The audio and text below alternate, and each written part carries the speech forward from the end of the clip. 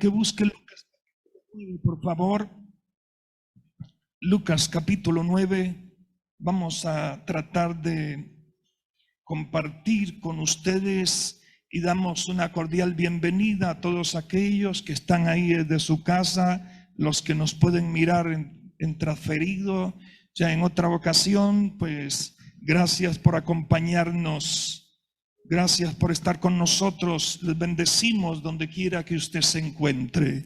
Lucas capítulo 9, versículo 57.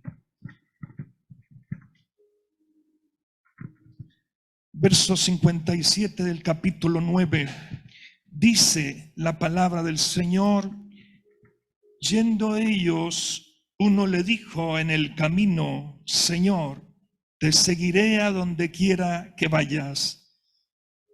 Y le dijo Jesús: las zorras tienen guaridas y las aves de los cielos nidos, mas el Hijo del Hombre no tiene dónde recostar su cabeza. Y dijo a otro: sígueme. Él le dijo: Señor, déjame que primero vaya y entierre a mi padre. Jesús le dijo: deja que los muertos entierren a sus muertos, y tú ve y anuncia el reino de Dios. Entonces también dijo a otro. Entonces, verso 61, lo leo de nuevo. Entonces también dijo otro: te seguiré, Señor, pero déjame que me despida primero de los que están en mi casa. Y Jesús le dijo: ninguno que poniendo su mano en el arado mira hacia atrás es apto para el reino de Dios. Padre, te doy gracias por la oportunidad que me regalas de poder compartir tu palabra con tus hijos esta mañana. Que tu bendición sea para con todos los acá presentes, como aquellos que nos están viendo a través de la cámara o el receptor de ese teléfono o computadora en su hogar, Dios, o cualquier sitio donde se encuentren. Bendecimos la vida de cada uno de ellos, bendecimos sus familias si es que las tienen, y que tu buena mano se siga extendiendo sobre todos. Utiliza aquellos predicadores, utiliza a los maestros que tienen la responsabilidad esta mañana también de compartir tu palabra a sus alumnos, a tu pueblo, en el nombre glorioso de Cristo Jesús, y produce aquello por lo cual tú le envías, en el nombre de Jesús. Amén y amén. Puede sentarse, por favor. Quisiera hablar de compromisos, hermano, esta mañana. Cuando uno a veces invita a alguien a algo, hay personas que le pueden decir: no puedo porque tengo un compromiso. Ya se había con alguna persona comprometido de ir a visitar, o tiene un compromiso de ir a una cita médica, etcétera, etcétera. Más cuando estamos en esta época y ya se acerca el mes de diciembre, donde aparecen muchos compromisos. Y entonces aceptamos esos compromisos y tenemos que ir. Igual como le compartí, tenemos un compromiso de ir a predicar a Puacito el 21, creo que es 21 de enero. Y uno está siempre presente de poder cumplir con esa responsabilidad, porque un compromiso es una responsabilidad. Un compromiso es una promesa. Un compromiso es como cuando nos casamos y llegamos al altar e hicimos votos. Promete usted delante de Dios y de estos testigos serle fiel, amarla, honrarla y respetarla, y darle por la nuca cuando se porte mal. Sí, prometo. No, eso no se puede decir, ¿verdad? Pero decimos: sí, prometo. Y eso es un compromiso, es una responsabilidad que debemos de cumplir en el paso del tiempo. Y así sucesivamente todos tenemos compromisos, sea en el trabajo, sea en la casa, etcétera, y etcétera. Pero hay distintas formas de contraer compromisos, pero tiene que tener uno una determinación. Y aquí nos vamos a encontrar con 3 declaraciones de 3 personajes, donde vamos a mirar las observaciones que cada uno de ellos hace, que son diferentes, todas son distintas. El primero, Jesús dice aquí que cuando en el verso 51, cuando se cumplió el tiempo en que él había de ser recibido arriba, afirmó su rostro para ir a Jerusalén. Y envió mensajeros delante de él, los cuales fueron y entraron en una aldea de los samaritanos para hacerle preparativos. Y conocemos la historia, que ellos no quisieron recibirles y que uno de los discípulos habló y dijo: Señor, ¿quieres? Se atribuyó una autoridad que no le había sido delegada, y Jesús lo reprende y le dice: ustedes no saben de qué tipo de espíritus son, porque yo no he venido aquí a condenar al mundo, que las almas se pierdan, sino a salvarlas. Es el plan y el propósito de Dios. Pero cuando él va de camino a Jerusalén, es cuando encontramos el verso 57, donde dice: yendo ellos, uno le dijo en el camino: yo no sé de dónde apareció aquel hombre, yo no sé cuál era la profesión, no sé cómo se llamaba, no sé cuántos iban con Jesús, iba mucha gente o solo los discípulos, pero aparece un hombre allí que sabía reconocer quién era el maestro. Y él se le acerca y le dice: Señor, te seguiré a donde quiera que vayas. Y posiblemente él no meditó en la responsabilidad y el compromiso de las palabras que estaba declarando. Ese sobre es un compromiso, hermano, no con uno, sino con Dios. Y aquí menciona y dice: Señor, te seguiré. Y nosotros posiblemente en tantas oportunidades podemos decir exactamente lo mismo: Señor, te vamos a seguir. Pero mire la respuesta, porque ¿qué había detrás de aquellas palabras de aquel hombre? ¿Qué había detrás de aquellos pensamientos y sentimientos de aquel personaje que se acerca a Jesús? Y yo no sé si lo que quiso fue impresionarlo, donde él le dice: te seguiré a donde quiera que vayas. Y la respuesta del Señor pareciera un tanto grosera, brusca, concha. Porque mire lo que dice el Señor. El Señor no dice: oh, gloria a Dios, qué lindo, qué bendición. No le dice eso, porque el Señor conocía lo que había en el corazón de aquel hombre. Y por eso la respuesta donde Jesús le dice: y le dijo Jesús en el verso 58, las zorras tienen guaridas y las aves de los cielos nidos. O sea, estos animalitos tienen donde refugiarse. Ellos tienen donde vivir.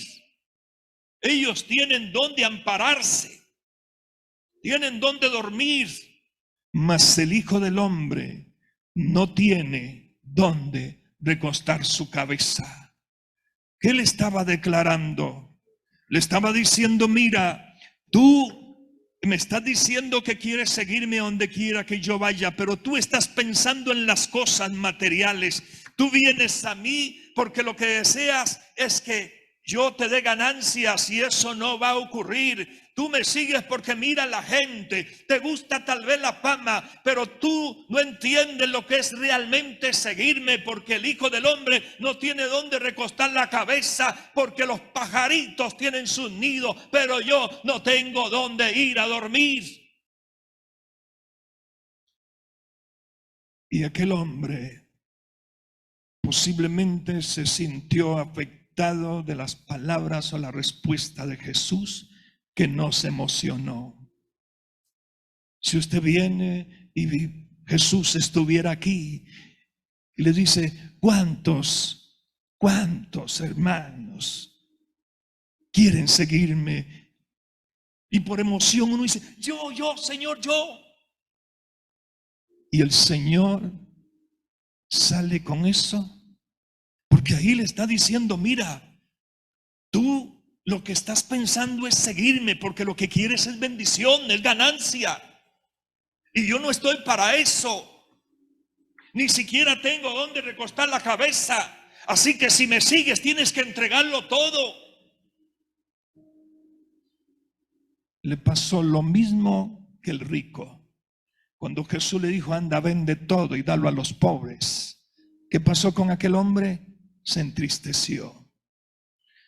Hermano, hay veces que cuando Dios desea que nosotros hagamos algo para Él, puede hacer que nos entristezcamos. Este hombre no sembraba, pero él quería ganancias. Por eso le dijo al Señor, te seguiré donde quiera. Aquellas palabras no eran verdaderas, pero no se queda allí, porque nos está diciendo que seguir al Señor significa soportar las dificultades y la negación que dan o que aparecen en el camino. Verso 59, y dijo a otro. Aquí cambian los papeles, porque el primero, cuando van en el camino, el primero se le acerca y le dice, Señor, te seguiré. Una afirmación. Él viene, se le acerca y le dice, te seguiré, Señor, a donde quiera que tú vayas.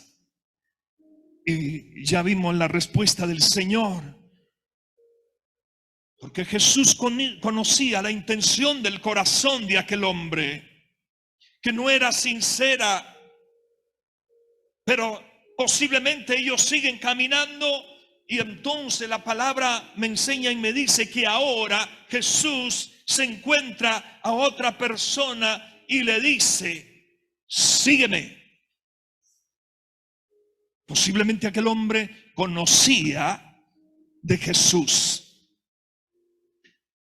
conocía y reconocía su precedencia, su autoridad, la soberanía, que él era un maestro y todo lo demás. Pero cuando el Señor lo enfrenta y le suelta aquella palabra, él emocionado, a mí, sí, a mí,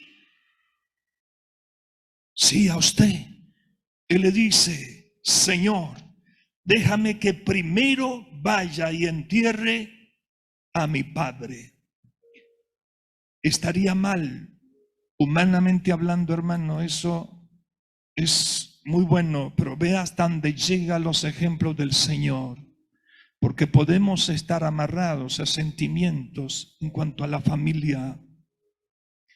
Aquí el Señor escucha la respuesta de este hombre que le dice, déjame primero que vaya y entierre a mi padre. La pregunta es, ¿usted cree que el papá de ese hombre se había muerto? No, no se había muerto.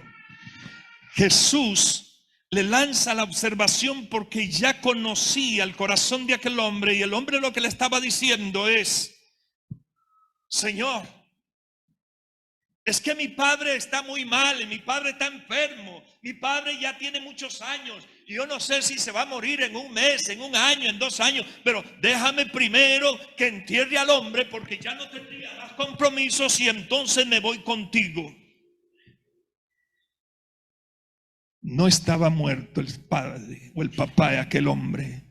Algunos han interpretado este pasaje como que ya estaba listo en la caja, seguro. Jesús va pasando por ahí, el muerto estaba ahí. Jesús ve al tipo ahí en la puerta, en el portón, y le dice, oye, sígueme. No, espere, que el pastor no ha oficiado y tengo que meterlo allá en la bóveda. No, el Señor ni siquiera se había muerto, pero Jesús le da una respuesta y le dice, deja que los muertos entierren a sus muertos, y tú ve y anuncia el reino de Dios. Él no interpretó, él no supo comprender el mensaje del Señor, porque si él le hubiese dicho, sí, Señor, amén, al primero que le hubiese ido a anunciar el evangelio era su propio padre en su propia casa. Porque el Señor en realidad no le estaba diciendo: tienes que caminar a mi lado, a todo lado donde yo vaya, tú tienes que ir. No era eso. Pero él no lo interpretó. Y él estaba pegado al Señor. Lo que quería dar a entender es: mira, tú quieres seguirme, pero tú estás atado a eso. ¿Cuántas personas hoy en día están atadas a algo?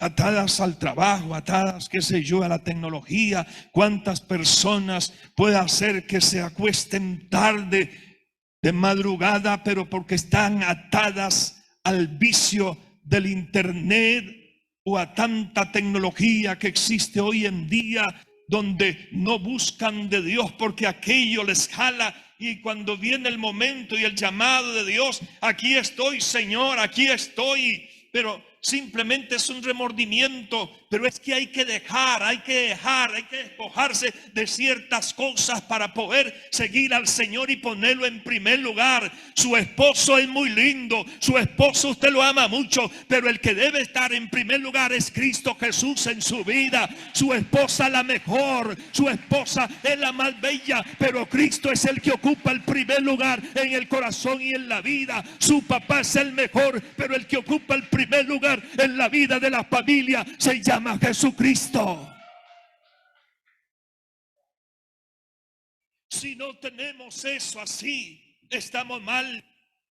Sus hijos pueden ser los más hermosos y bellos del mundo, pero usted no puede amarrarse a sus hijos. Sus hijos no pueden ocupar el primer lugar de su vida. Es Jesucristo, porque Él pagó en la cruz del Calvario para morir por usted y hacer que usted sea levantado el día del arrebatamiento rumbo a los cielos. Por eso es que tenemos que entender estas cosas. El primer lugar no lo puede ocupar mis hijas, ni mi esposa, ni mi mamá, ni mis hermanos, ni la iglesia.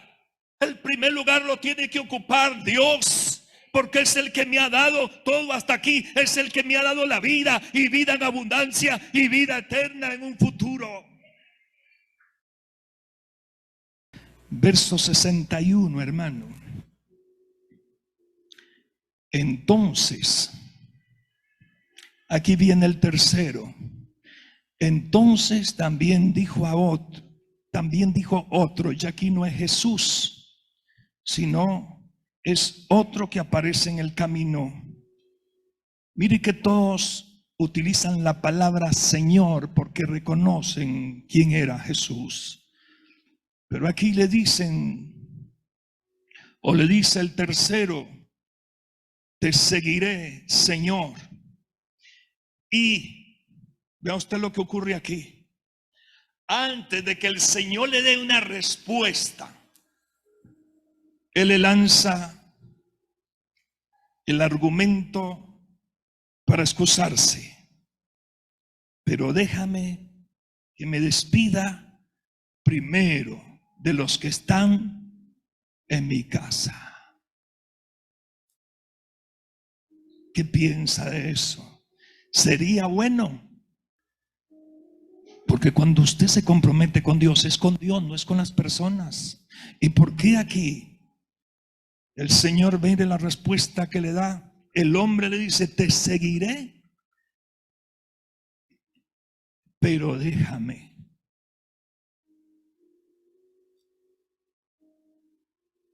La respuesta de Jesús.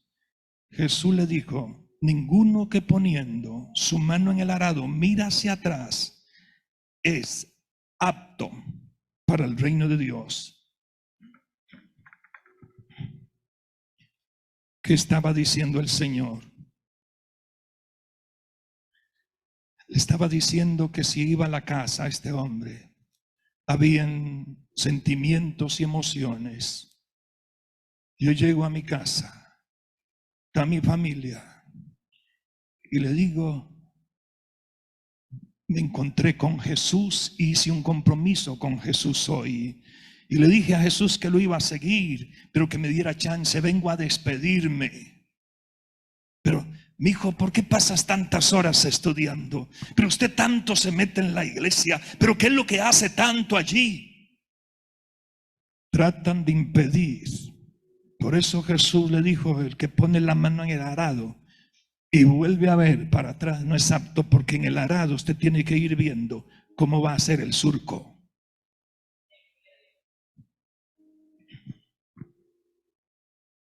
¿Qué tienen en común estas tres declaraciones? Precisamente que reconocieron la autoridad y el señorío de Jesús. Pero ¿qué tienen en común? Ya, esto también, todas las tres tienen falta de compromiso. Los tres están diciendo de alguna manera que quieren comprometerse con Dios. El primero estaba comprometido con su vida material. El segundo, con sus relaciones familiares. El tercero, con sus relaciones sociales. No tenían compromiso con Dios. Hoy Dios quiere una iglesia comprometida con Él, hermano. A veces, depende de los compromisos que uno tenga, es un poco de momento desgastante, pero si uno ama esto, uno está ahí, hermano. Porque lo que es el compromiso, la increíble historia de Sun Fujimoto en los Juegos Olímpicos de Montreal 1976. No sé si se dice Sun o Chun, pero usted le pone como usted guste. Fujimoto, gimnasta japonés, 26 años, mientras hacía la rutina de suelo, se fracturó la rodilla de su pierna derecha. La rótula, cuando se rompe, es una lesión terrible y dolorosa. Cuando sucedió, dijo: sentí una sensación extraña y dolorosa en mi rodilla derecha. También dijo más tarde que sentía como un hueco, como si hubiera aire dentro de su rodilla. Fujimoto sabía que si se retiraba, las posibilidades de su equipo de lograr la medalla de oro eran mínimas, por lo que no le dijo a nadie lo que él sentía o lo que le había pasado, especialmente a los jueces, ni tampoco a su entrenador Hakayata, pues le convencería para abandonar la prueba. Tras la lesión tenía 2 eventos por realizar, lo que llaman el caballo, que creo que es lo de la barra, y los anillos. Durante el evento de caballo, totalmente preocupado con la idea de hacer una rutina impecable y no cometer los errores, y obviamente el dolor solo le permitió la puntuación de 9.5 de 10. Los anillos resultaron un reto muy difícil para Fujimoto, pero a pesar del intensísimo dolor de rótula, lo terminó. Cuando Fujimoto dejó los anillos en los que tuvo que hacer un salto mortal en la salida, los médicos no podían creerlo. Evidentemente, con insoportables muestras de dolor, aunque pudo mantener su equilibrio, Fujimoto logró conseguir su mejor puntuación en los anillos, un 9.7 de un 10. A continuación, su pierna ya no pudo más y los ligamentos de su pierna se quebraron. Fujimoto mostró coraje, aún más cuando paseó lentamente hasta el podio para recibir su medalla de oro con sus compañeros de equipo. Aquí tenemos a un verdaderamente hombre comprometido con su deporte y con su país. Este hombre estaba comprometido porque él quería alcanzar un objetivo, y era que le colocaran la medalla de oro junto a sus compañeros en su pecho. Si hombres en lo natural, si hombres en la historia se comprometen por alcanzar una medalla de oro, cuánto más nosotros como hijos de Dios nos debemos comprometer con el reino de los cielos, con el Padre, con el Dios Todopoderoso, que es el que nos ha dado todo lo que tenemos hasta este día, mi querido hermano. Dios te ha dado a ti lo que tú tienes, ese hijo, esa hija, ese marido, esa esposa, ese trabajo. Eso es una bendición y es Dios quien te lo ha entregado. Porque Dios lo que desea es que tú vivas bien, que vivas feliz, que vivas contento, que vivas alegre, que vivas en paz.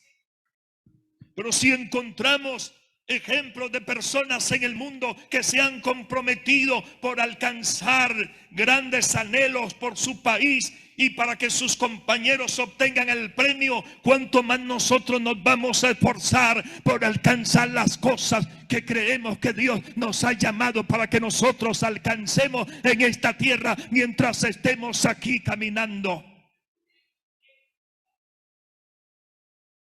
Ese Dios, póngase de pie, por favor.